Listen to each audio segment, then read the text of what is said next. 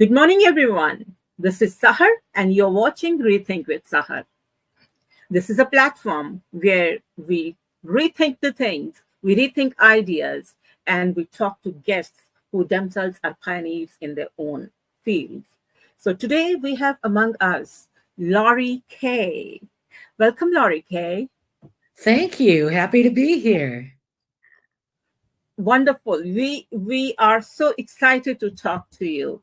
Laurie, you have recently written your book. So would you like to talk a little bit about that? Just tell us something about it so that Sure. we are waiting for it. Confessions of a Rock and Roll Name Dropper, My Life Leading Up to John Lennon's Last Interview. And Wow. this is a copy of the book. And this is a poster Great. of the Looks great. cover and back of Uh-huh. me. The Mm-hmm. cover of the book was created from the picture that I took with John and Yoko at the tail end of our Okay. interview, which was his final one on December 8th, 1980.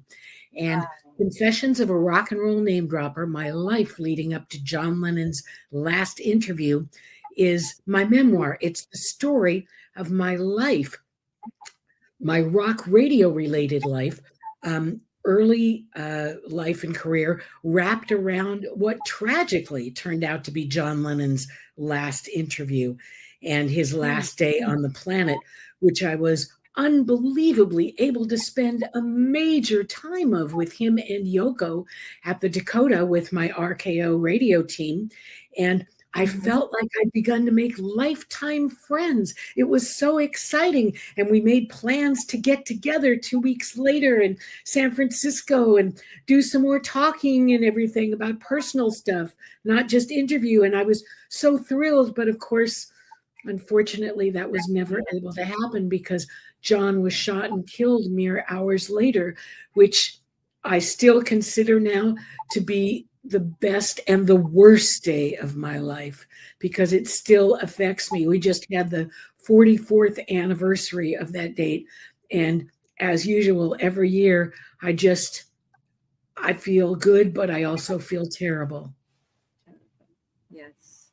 It's it does feel you meet a person, you meet a new person, and who is so famous, of course, and then you relate with them at a personal level, and then all of a sudden you know that that person is gone, or somebody has taken him away, and the hollowness that it creates within, that wanting feeling that it could have been different, and that's always, I would say, I wouldn't use the word haunting, but it is depressing, I guess.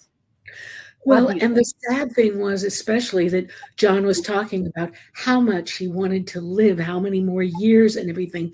But he also said that he hoped that Yoko didn't die before he did. And later that day, that's exactly what happened. And the horrible, sad thing is that he ended up getting shot and killed by a guy who confronted me outside the Dakota. And I talk about that in my book and about how it's made me feel so guilty after all these years because I didn't report him to the security department at the Dakota saying, oh, this guy is nasty and he's bothering people and you should get rid of him. And who knows, maybe if I'd done that, he wouldn't have been there and he wouldn't have been Maybe able you to were share. alive. Yeah. Yeah, but sometimes the things are not in our hands. We overlook some things which we feel at the moment that they are not as important. We are engrossed in more important things, right? But later on, yes, these kind of moments do come. Laurie, how was it like meeting Lemon and talking to him? How you said you were able to be friends with him, and then you had plans for the next 2 weeks, after 2 weeks. So how was he as a person? He was incredible. And the amazing thing was, so was Yoko. I just enjoyed them both. They were a great couple and they had a great relationship, having gotten back together after what John Mhm. called course, the lost weekend.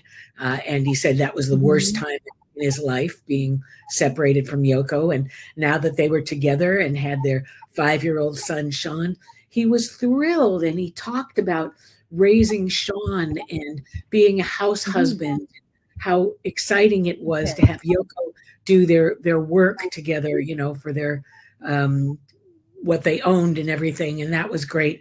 So he was very, very happy to be where he was and doing what he was, and finally getting back into music. And I have to say that of all the rock stars I've interviewed over the years, he was the most complimentary and validating, which I talk about a lot in my book. He said things to me like, "Yes, love, exactly, Laurie. Yes, that's great." Oh, Whenever I wow. came up with comments and questions. So it was incredible. And not only that, but during the entire interview, he sat down next to me on a love seat. So we were mere inches apart. It was just Wow. thrilling.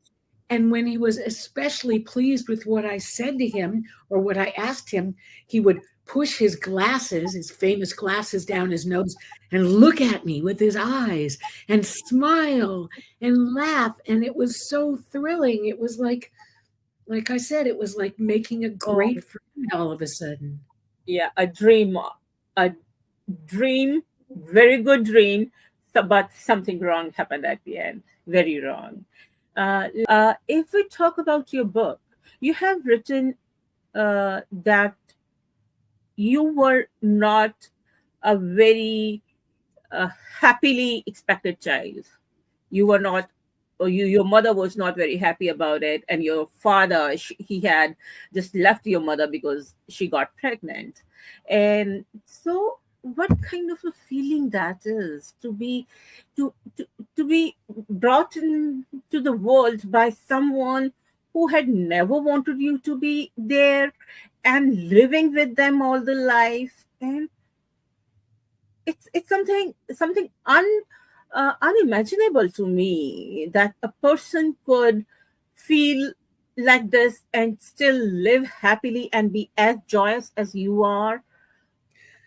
Well, How from a would you? very young age, I realized I was being raised by a dysfunctional family, by a, Uh-huh. a violent mother who was very upset about having gotten pregnant and having her husband leave her. And he was a short term husband. And the only reason she married him was so that she could move out to Los Angeles instead of staying in Mhm. Michigan, in Detroit. And she ended up staying even after he left her when he found out she was pregnant and taking everything from her. But then her parents moved out to take care of her. So, as a very young child, toddler, and then up to about 5 or 6 years old, um, we lived with my grandparents. And although they were kind people, they weren't very happy either to see how my mother was treating me and being so unhappy about having a child and never wanting to take care of me or babysit me and always wanting to be violent and smacking me. And it was just really upsetting. And that continued all the way through high school. And I was finally, after trying many, many times, able to run away, to get away from my mother and the man she married, my stepfather, who was really nasty and just totally disregarded me. And my mother had been very different when she was in school. She didn't care at all about taking classes or getting good grades or anything. All she wanted to do was be popular and go on dates and be a um, just a girl who Hmm. went to prom and that sort Yeah. of thing. And that was the exact opposite of what I wanted, which I also explain in my chapter, Rock and Roll High School. Mhm. I should mention every single chapter in my book is named after one of my favorite songs, rock I radio songs, saw that. or punk, or even musical songs. So Yeah. Rock and Roll High School explains how I finally was able to run away and leave the house and move out and live on my own with people closer to my age and still be in high school. And that was very exciting to be able to do that. And although I didn't get along at all with my mother, it was really much more wonderful not having to live with her. And then I made every attempt to be a finer daughter and hopefully get her to change her attitude.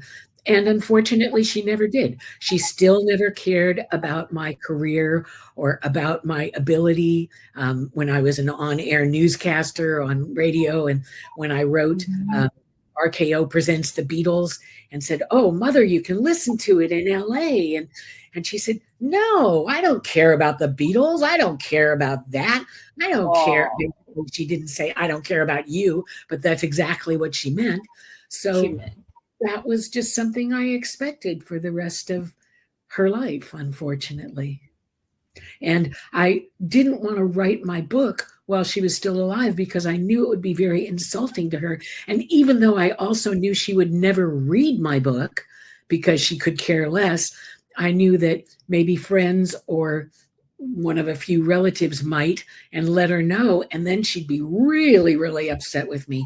So I waited and she passed away in 2018. And then 2 years later, I finally got to stop working in TV and video production because the COVID hit. So production stopped. And suddenly I had time to start writing my book. So I did. And So you that was did. amazing. Um, Yeah. the interesting thing is something I realized while considering writing my memoir was that unless you've kept a daily diary and written down exactly what's happened to you every day of your life, every day of the year, um, which unfortunately I never did, lifetime memories can be really hard to come back to, especially as you get older and have memory issues. Yes. And plus, if you're not a celebrity, which I'm not, getting a literary agent and a publisher eventually interested in your memoir can be very hard. But fortunately, I was able to. I have an independent traditional publisher, so I didn't have to self publish, which was something I Mhm. never wanted to do. I was terrified to have to Mhm. be able to do that. So Mhm. the independent publisher was super eager to read and publish and edit my book for me. It's a beautiful book. I I'm must say, glad very you touching and very interesting. It's a know. beautiful book. I like the part when you are a 5 or 6 year old child and your mom is like, or perhaps younger than that.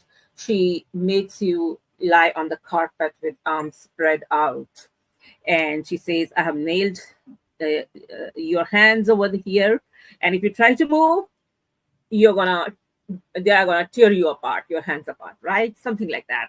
And That it started was, when I was a lot younger, actually. And the thing yeah. was, she didn't want to babysit me.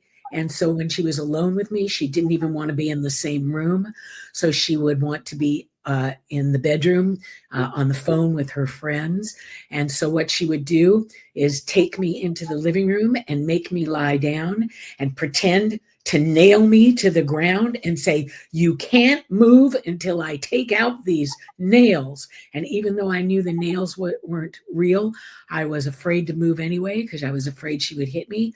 And she made me stay there for hours while she was on the phone or doing whatever she was doing, trying on clothes, whatever. And I would sit there, lay there in the living room and be listening to my transistor radio, thank God, which I had with earplugs in my ears, and get to hear Mhm. music on the radio, which was wonderful.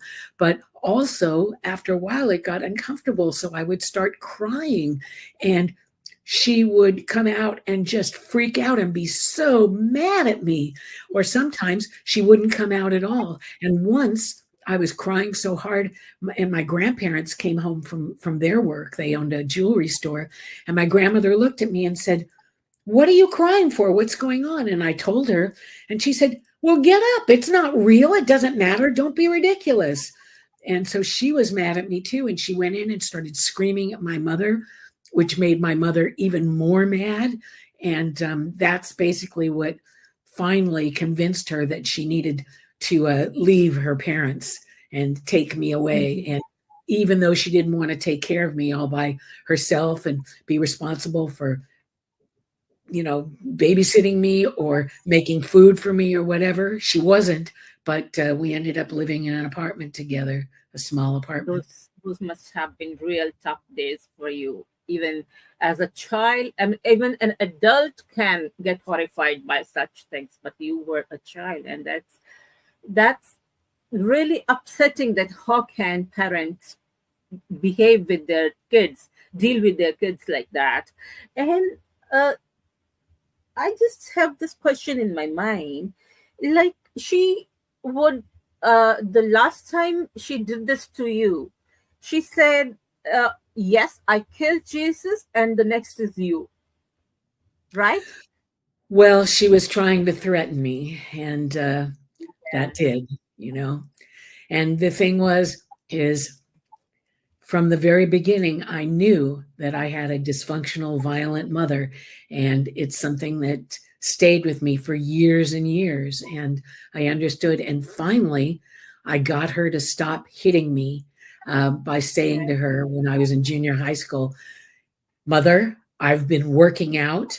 I'm just as strong as you are, no doubt. I can hit you back." And she realized that Right. I probably would. So she stopped. Yeah. And what is your with Jesus being having such an image in your mind of Jesus? What is your relationship with the Jesus, with the Christ, or your religious point of view? Well, to be honest, I don't have a relationship with Jesus. I have a Wow. relationship with Hanukkah as opposed to Christmas because I'm Okay. Jewish.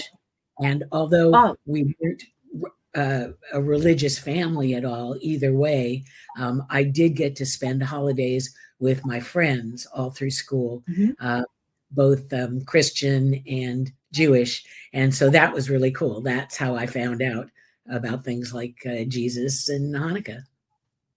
Yeah. Hmm. Because it's hard to say. I'm really touched. I'm really touched.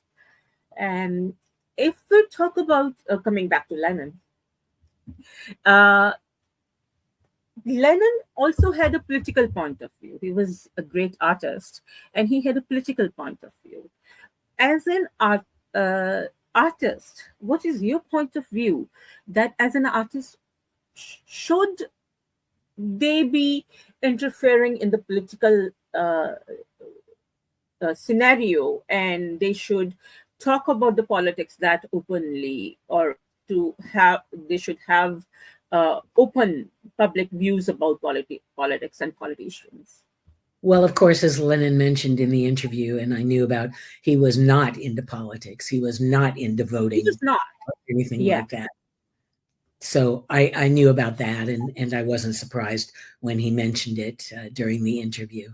And one thing he did talk about that really made me excited was getting back into music. And what happened was he had been talking so long about raising Sean, his son, and finally being able to be a house husband and a daddy, and I could tell that he really wanted to stop talking about it though and get into Double Fantasy, the album that had just came out. So I finally said to him, "John, I want to ask you about getting the urge to make music again." And I emphasized that. And John burst in with his super loud, funny, and affectionate reply saying, "Oh, it came over me all of a sudden, love. I didn't know what came over me." And Yeah. everyone laughed, our RKO team and Yoko, while I reacted confidently to his endearing response. And I said, "I know, it's like you were possessed." And he said, "I was possessed by this rock and roll devil." And everybody laughed again. He was so funny. And he said, "Was that your question? Did I interrupt you?" And I said, "No, you got it." And I was smiling like crazy as he and Yoko went on to discuss their work and the love between them that went into creating all the songs in Double Mhm. Fantasy. And then John all of a sudden broke in and said, just suddenly I had, like, if you'll pardon the expression, a diarrhea of creativity. And of course, I laughed and laughed, and I still think about that all the way to this day and still laughed because he was so funny. And he and Yoko continued describing the inspiration for their songs in Double Fantasy and how they wrote them and everything. And all I could think about was, yeah, diarrhea of creativity. Funny, John. So, uh,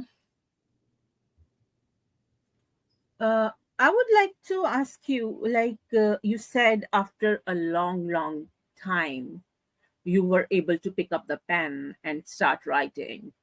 And what kind of difficulties did you encounter while writing? One, you said yes, you were not completely in touch with your past incidents, past memories, maybe because of.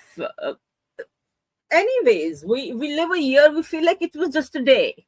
We don't remember the 365 days by name, right? We don't know every hour what happened every hour. So how did you manage all these things, and what were the other problems that you found while writing this book? Well, I thought to myself when I first started writing it in 2020, when the pandemic hit, that I needed to go through in my mind with my life and lead all the way up to not just my experience with John and Yoko, but all Mhm. about all the other exciting interviews that I had with everyone from George Harrison to Paul McCartney to George Martin, the Ramones, Talking Heads, David Bowie, Mick Jagger, I Little Richard. I mean, there were just so many that I was so excited about. And so I needed to talk about how I finally got into my career in rock radio. And I can tell you basically, of course, it's in my book, but the basic story is when I was in high school, I managed to win tickets on the radio station that I listened to all the time, KMET Yes. FM, to the Rolling Stones Nicaragua benefit. And I was so excited because I'd never seen the Rolling Stones before. And this was going to be in January 1973. And so my friend took me to the radio station to pick up the tickets for the show that night. And when I got there, I thought I was just going to walk in and pick them up from the office. But the woman in the office said, "No, go into the disc jockey booth. He wants to talk to you." And it was B. Mitchell Reed, one of my favorite disc jockeys, also known as the Beamer. And he started Mhm. asking my name and my age and where I went to high school. And when I was talking to him, he said, "Wow, with a voice like yours, you should be on the radio. That should be your career on air." And I was so excited because automatically I thought, yes, it's time for me to definitely finish running away from my mother and stepfather's Yes. apartment and start Mhm. working on my Mhm. career, which I was immediately able to do. And the concert that night was thrilling and sent me on the way. And the exciting thing was, after going to college, first I went to UC Santa Cruz, and then I ended up living on Bali in Indonesia for a while to study Balinese dance because I'd had an injury. Mhm. I wanted to do Oh. uh, dance lessons to help my ankle and my leg. And it Mhm. did. I was there for nearly a year. And then I came back and I went to UC Berkeley Journalism School, and I started writing things for one of my top professors, who said to me, "Wow, this article you wrote, Laurie, you already know how to write. You don't need to be in journalism school. What are you doing here? Go get an internship and you'll get a job immediately and you can drop out of college." And I thought, Mhm. wow. And sure enough, I went to go look at all the internships in the journalism office, and there was one for the newsroom of KFRC Radio in San Francisco, which was the top 40 station in the entire country. And it was so Mhm. exciting because, of course, I went for the interview, and they immediately said, yes, we want you to be our very first newsroom intern. And not only that, Wow. but they loved what they said was my talent right off the bat and offered me a job as a news editor uh, fairly shortly after that. And I immediately started working in rock radio. It was amazing. And I couldn't wait to go on the air. First, I was a news editor and also the writer and co producer of rock radio specials for RKO, including the one that turned out to be the longest Beatles special ever created for radio in the United States, which was originally called RKO Presents the Beatles and was 14 hours. And it took me over a year to write and co-produce it because I was also working full time during the day as the news editor. And then what was exciting was it was so popular when it aired, even though my mother, of course, never listened to it, that they wanted to syndicate it so it could play all over the not just the country, but all over the world. So we got to Wow. expand it to 17 hours. I got to do more writing, do more interviews, and we got to change the name to the one that I'd originally come up with, which was the Beatles from Liverpool to Legend. And it became extremely Wow. popular. And when I interviewed George Martin, the Beatles producer, in January 1980, he was so complimentary because he said, I loved your show, The Beatles from Liverpool to Legend. It was so well written, so well done. And that made me very excited to hear. And that was a wonderful interview, too. That's beautiful. That's beautiful. Not only a wonderful beginning to your career, but of course the way you went up and up and up, and that was you scaled the heights. That was really great. And when you look, when after years of experience, when you look back, what is it that highlights the most? And what is it that you would like to tell people who are following your path? What should they make their strengths? What should their strengths be? And what pitfalls they can avoid? Well, working my way up to being on the air as a radio newscaster and doing rock interviews that I made into featured things that I aired in my newscast also was very exciting. And it was so thrilling when I interviewed Mick Jagger, which was a phone interview, and he called me to do it. And I said, oh, Mick, I'm just about to go on the air with my newscast. Do you want me to call you back? And he said, no, just keep me on the phone. I'll listen to it. So, of course, I was extremely nervous. But when it was done, he said to me, what a great voice you have. What a great Wow. newscast. So that made me feel thrilled.